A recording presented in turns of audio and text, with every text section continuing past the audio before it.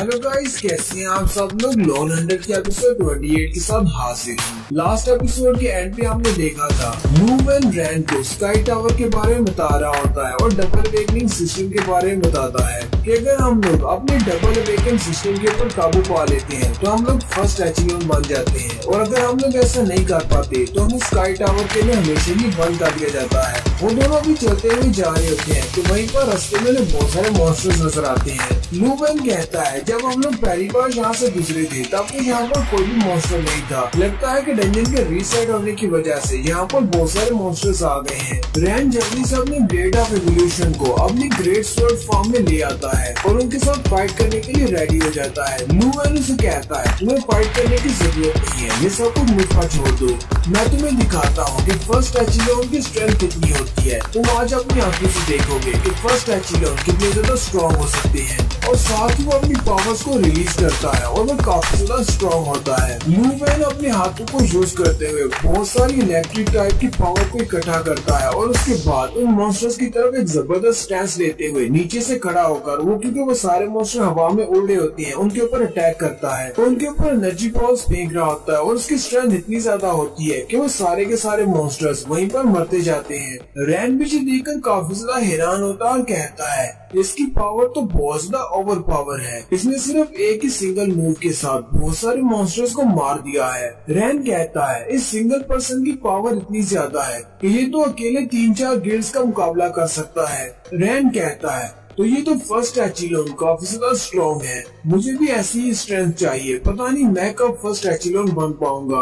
लूवेन उसे कहता है तुम यहाँ पर क्या देख रहे हो, चलो जल्दी से हम लोग इस पिरामिड के अंदर चलते हैं और जाकर अपना काम खत्म करते हैं, क्योंकि हमें बहुत सारे जरूरी काम करने हैं। रैन उसे कहता है अच्छा ठीक है चलो चलते हैं। लूवेन उसके आगे आगे चल रहा होता है। रैन उसकी तरफ देखता और कहता है फर्स्ट एचीलोन, मैं भी एक फर्स्ट एचीलोन बनूंगा बहुत ही जल्दी, मेरी पावर तुमसे ज्यादा हो जाएगी। फिर वो दोनों चलते हुए पिरामिड ऑफ हॉरस के सामने पहुंच जाते हैं जहाँ पर एक पोर्टल होता है। लूवेन कहता है इसका पोर्टल तो बिल्कुल नॉर्मल लग रहा है, बाहर तो ऐसी कोई भी नॉर्मल चीज नहीं दिखाई दे रही, चाहे बाहर से ये बहुत ज्यादा नॉर्मल लग रहा है लेकिन फिर भी हमें बहुत ज्यादा एहतियात करना होगी। चलो जल्दी से अंदर चलते हैं और अंदर चल के देखते हैं सूखे कहाँ पर है। वो दोनों जैसे उस पिरामिड के अंदर जाते हैं तो वो देखते हैं सूखे बहुत सारे टेंटिकल्स में लिपटी होती है और साथ ही वो कुछ बड़बड़ा रही होती है। वो सबसे कहती है मैंने इस दुनिया की असल हकीकत को जान लिया है। रैन लूवेन से पूछता है तुम्हें क्या लगता है कि ये अभी तक भी सूखे है या फिर इसकी बॉडी को किसी और ने कंट्रोल कर लिया है या फिर ये एक मॉन्स्टर बन चुकी है। लूवेन से कहता है तुम्हें हिचकिचाने की जरूरत नहीं है, अगर इस पर अटैक करना पड़े तो कर देना, क्योंकि अब ये मॉडिफाई हो चुकी है, इसकी बॉडी पर किसी मॉन्स्टर ने कम्प्लीटली कब्जा कर लिया है। यहीं पर लूवेन मास्टर डू के साथ होने वाली अपनी बात को बताता है कि इस डंजन में आने से पहले मास्टर डू ने उससे क्या कहा था। मास्टर डू ने उसे कहा था कि तुम्हें सूखे और रैन को हर हाल में प्रोटेक्ट करना है, लेकिन अगर सिचुएशन बहुत ज्यादा खराब हो जाती है और तुम उन दोनों को प्रोटेक्ट नहीं कर सकते तो तुम्हें बाकियों को बचाने के लिए जो भी करना पड़े वो तुम कर सकते हो, उनको मार भी सकते हो। सीन फिर से प्रेजेंट में आ जाता है। रैन आगे बढ़ता है और सूखी से बात करने के लिए जाता है, जबकि लूवेन उसे कहता है यहाँ पर वापस आओ, मुझे इसके साथ फाइट करने दो, तुम इसे नहीं संभाल पाओगे, ये हमारी सूखे नहीं है, ये चाहे जो कुछ भी है इसको आज मरना होगा। रैन उसके सामने जाकर खड़ा हो जाता है। सूखे उसे कहती है क्या ये तुम हो, क्या तुम हो ज़ेंग रैन, मुझे पता था कि तुम यहाँ पर जरूर आओगे। और साथ ही वो हंसना शुरू कर देती है और बार बार उसका नाम पुकारती है और फिर अपने टेंटिकल्स से उस पर अटैक कर देती है। रैन उसके टेंटिकल्स को ब्लॉक करता हुआ आगे की तरफ बढ़ता जाता है। सूखी उसे कहती है क्या तुम्हें पता है कि आंख के बदले आंख ली जाती है, तुमने मेरे भाई को मारा था, मैं तुम्हें मार डालूंगी। लूवेन कहता है यहाँ की सिचुएशन तो बहुत ज्यादा बुरी है, उसके टेंटिकल्स तो बहुत ज्यादा स्पीड के साथ रैन के ऊपर अटैक कर रहे हैं, मैं तो उसके टेंटिकल्स को मूव करता देख भी नहीं पा रहा, और अगर रैन इसी तरह इसके साथ फाइट करता रहा तो मुझे नहीं लगता कि रैन उससे बच पाएगा। सूखी उसे कहती है मैं तो कब से इस दिन का इंतजार कर रही थी, क्योंकि मैं तुमसे बदला लेना चाहती हूँ। उसी वक्त वो अपने एक टेंटिकल को रैन पर अटैक करने के लिए आगे भेजती है। वो टेंटिकल जैसे ही रैन के सर में लगने लगता है, रैन उसे इसी वक्त अपने फैंटम स्किल को एक्टिवेट करता है और वो टेंटिकल उसकी बॉडी के आर पार हो जाता है। रैन अब क्योंकि अपने फैंटम मोड में है, वो जंप करता है, वो आगे की तरफ चला जाता है और उससे कहता है, सूके मुझे पता है कि तुम मुझसे बहुत ज्यादा नफरत करती हो और मैं इस बात को मानता भी हूँ, इसलिए मैं तुमसे माफी मांगना चाहता हूँ, लेकिन तुमसे नहीं बल्कि असली वाली सूके से जो कि अंदर है, ना कि ये वाली जो कि मॉन्स्टर है। रैन की ये वाली बात सुनने के बाद सूके रोना शुरू कर देती है, साथ ही उसकी मूवमेंट्स बहुत ज्यादा स्लो हो जाती हैं। ब्लू वैन कहता है, अभी मेरे पास एक चांस है। सूके का ध्यान थोड़ी देर को भटक चुका है। ब्लू वैन बड़ी स्पीड के साथ आगे बढ़ता है और अपने एक स्पेशल मूव को यूज करते हुए उसके ऊपर अटैक कर देता है। ब्लू वैन के अटैक की वजह से सूके जो कि मॉन्स्टर फार्म में है, वो दूर जाकर दीवार के साथ जाकर गिरती है। रैन उसे कहता है, क्या तुमने इसको मार डाला? ब्लू वैन कहता है, नहीं, वो अभी तक जिंदा है, सिर्फ बेहोश हुई है। मुझे नहीं लगता कि इस हॉरस को मारना इतना भी ज्यादा आसान होगा। और साथ ही उनके पास एक विंडो ओपन होती है और उन्हें कहा जाता है कि तुम लोगों ने फर्स्ट फेज को कंप्लीट कर लिया है, अब सेकंड फेज की बारी है। हॉरिस उन सबसे कहती है कि इंसान बहुत ज्यादा वीक होते हैं अपने इमोशंस की वजह से। जब भी कभी क्रिटिकल मोमेंट आता है तो वो अपने इमोशंस के हाथों बह जाती है। हालांकि इस लड़की के अंदर जितना भी नफरत थी मैंने उन सबको मल्टीप्लाई कर दिया, लेकिन फिर भी ये मेरे किसी काम नहीं आई। वीक हमेशा वीक ही रहते हैं और साथ ही वो उसकी बॉडी से बाहर निकल आती है और उन सबसे कहती है, मुझे लगता है कि सभी को मुझे खुद ही कंट्रोल करना पड़ेगा। मेरी नफरत को ये कमजोर लड़की नहीं बर्दाश्त कर सकती। ब्लू वैन भी उसकी रियल बॉडी को देखकर बहुत ज्यादा हैरान हो जाता है और कहता है, ऐसा कैसे हो सकता है? हमने तो सुना था कि हॉरस की कोई भी बॉडी नहीं है, उसकी कोई भी फिजिकल शेप नहीं है। इस डंजन में जो कुछ भी दिख रहा है वो बिल्कुल भी नॉर्मल नहीं है।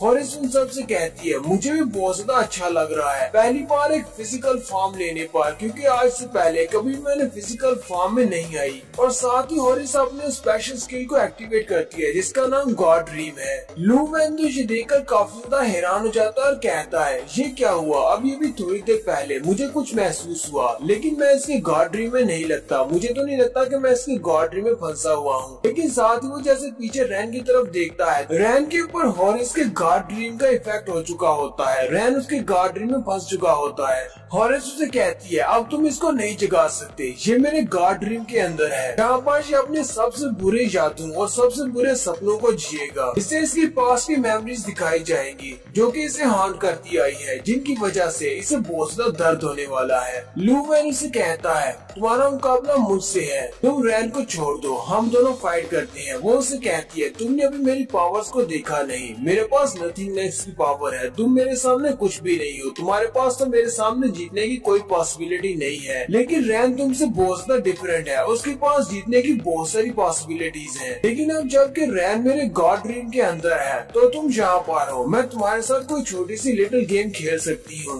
और साथ ही हॉरिस अपनी पावर्स को यूज करते हुए जमीन के अंदर से बहुत सारे टेंटिकल्स निकाल लेती है और उन सारे टेंटिकल्स की मदद से ब्लू वैन के ऊपर अटैक करती है। ब्लू वैन उसके सारे टेंटिकल्स को अपनी डैगर की मदद से ब्लॉक कर रहा होता है। हॉरिस उसे कहती है, चलो हम दोनों एक गेम खेलते हैं, एक छोटी सी माइंड गेम। चलो मैं तुम्हें रूल्स बताती हूँ। मेरी गेम के रूल्स बहुत ज्यादा सिंपल है। मैं अपने टेंटिकल से तुम पर अटैक नहीं करूंगी, मैं सिर्फ ज़ेंगरैन के ऊपर अटैक करूंगी। ज़ेंगरैन क्योंकि मेरे गॉड ड्रीम के अंदर ट्रैप है, इसलिए वो वहाँ से मूव नहीं कर पाएगा। और अगर मैं उस पर अटैक करती हूँ, अगर तुम आगे बढ़कर मुझ पर अटैक करती हो तो तुम रैन को नहीं बचा पाओगे। लेकिन अगर तुम रैन के सामने खड़े होकर रैन को मेरे टेंटिकल से बचाती हो तो तुम मुझ पर अटैक नहीं कर पाओगे।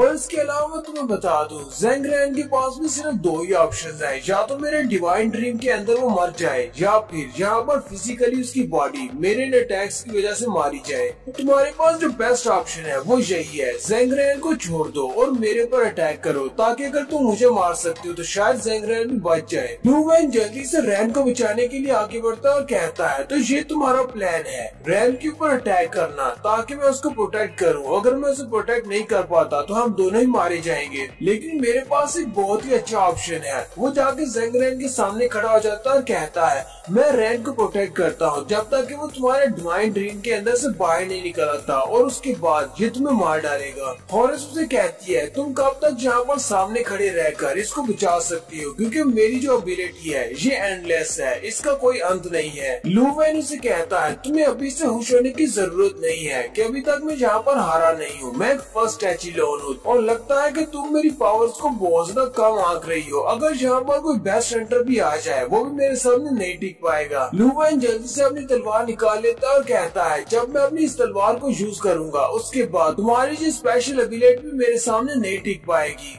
हॉरस उसे कहती है तुम इंसान तो बहुत ज्यादा अजीब हो, क्योंकि तुम्हें पता है कि तुम मुझसे नहीं जीत सकते, फिर भी तुम इस उम्मीद को नहीं छोड़ रहे। तुम्हें लगता है कि तुम मुझे हरा सकते हो। लू वैन उसे कहता है नहीं, ऐसी बात नहीं है। जब मैं पहली बार फर्स्ट एचिलॉन बना था, यानी मुझे डबल वेकनिंग मिली थी, मैं एक डंजन के अंदर था, वहाँ पर मेरी लवर भी मेरे साथ थी। फाइट में इतना ज्यादा बिजी हो गया था कि मैंने उसकी तरफ देखा ही नहीं और वो एक मॉन्स्टर के हाथों मारी गई। मैंने बस उसी दिन से फैसला कर लिया था कि मुझे जो डबल वेकनिंग की जो पावर मिली है इससे मैं लोगों को बचाऊंगा, ना कि इसे किसी और मकसद के लिए यूज करूंगा। बहुत सारे लोग इस पावर को हासिल करने के बाद पागल हो जाते हैं और वो पागलों की तरह मॉन्स्टर्स को मारना चाहते हैं, लेकिन मैं अपने साथियों को प्रोटेक्ट करना चाहता हूँ। ये तलवार मुझे उसी दिन रिवार्ड में मिली थी और मैंने फैसला कर लिया कि इस तलवार को मैं सिर्फ उसी दिन यूज करूंगा जब मैं किसी की जान बचाऊंगा। और साथ ही दिखाते हैं कि वो सारे के सारे टेंटिकल्स रैन पर अटैक करने के लिए उसके बॉस तक करीब पहुंच जाते हैं, लेकिन उसी वक्त लू वैन अपनी तलवार को यूज करते हुए उसकी पावर्स को रिलीज करता है, जिससे वो सारे के सारे टेंटिकल्स वहीं पर डिसअपियर हो जाते हैं और डिस्ट्रॉय हो जाते हैं। लू वैन उसे कहता है ये बात तो मुझे अच्छी तरह से पता है कि जब एक फील्ड के अंदर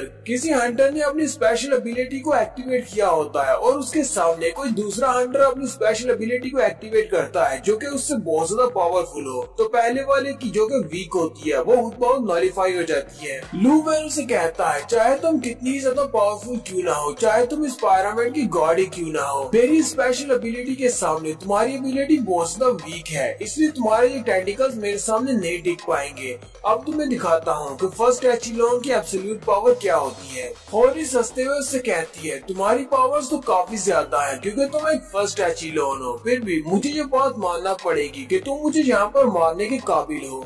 लू वैन भी अपनी पावर्स को रिलीज करता है और उसे मारने के लिए बिल्कुल रेडी होता है और जैसे ही वो उस पर अटैक करता है हॉरिस हंसते हुए उससे कहती है क्या तुम वाकई में मुझे मारना चाहती हो, क्या तुम इस बारे में श्योर हो। लू वैन उसके ऊपर अटैक कर देता है, लेकिन साथ ही वो अपने अटैक की डायरेक्शन को चेंज कर देता है। हॉरिस उसे कहती है तो मुझे लगता है कि तुम्हारे पास वाकई में दिमाग है, इसीलिए तुमने जल्दी से फैसला कर लिया। तुम्हें पता है अगर तुम मुझे यहाँ पर मार देती हो तो तुम्हारा वो दोस्त जेंग रैन वो अपनी डिवाइन ड्रीम के अंदर है और उस सारी इल्यूजन को मैं कंट्रोल करती हूँ। अगर तुम मेरी फिजिकल बॉडी को यहाँ पर मार देती हो, अगर रैन उस डिवाइन ड्रीम के अंदर से निकल भी आता है तो भी वो अपनी कॉन्शियसनेस को खो देगा, या तो वो सारी जिंदगी के लिए पागल हो जाएगा या फिर कॉमा में चला जाएगा। अब लू वैन के पास अब और कोई ऑप्शन नहीं बचा सिर्फ वहाँ पर रहकर रैन को डिफेंड करने के, क्योंकि वो अटैक करके हॉरिस को मार नहीं सकता, क्योंकि अगर वो उसको मारेगा तो रैन उसके डिवाइन ड्रीम से नहीं निकल पाएगा और निकलेगा भी तो वो पागल हो जाएगा। लू वैन उसके टेंटिकल्स को ब्लॉक कर रहा होता है और कहता है रैन अब सब कुछ तुम्हारे ऊपर है, जल्दी से इसके डिवाइन ड्रीम से बाहर निकलो ताकि हम दोनों मिलकर इसको मार सके। और यही बार हमारी एपिसोड 28 का एंड होता है। एक्सप्लेनेशन अच्छी लगी हो तो कमेंट करके जरूर बताइएगा। चैनल को सब्सक्राइब कर दे, वीडियो को लाइक और शेयर कर दे। शुक्रिया।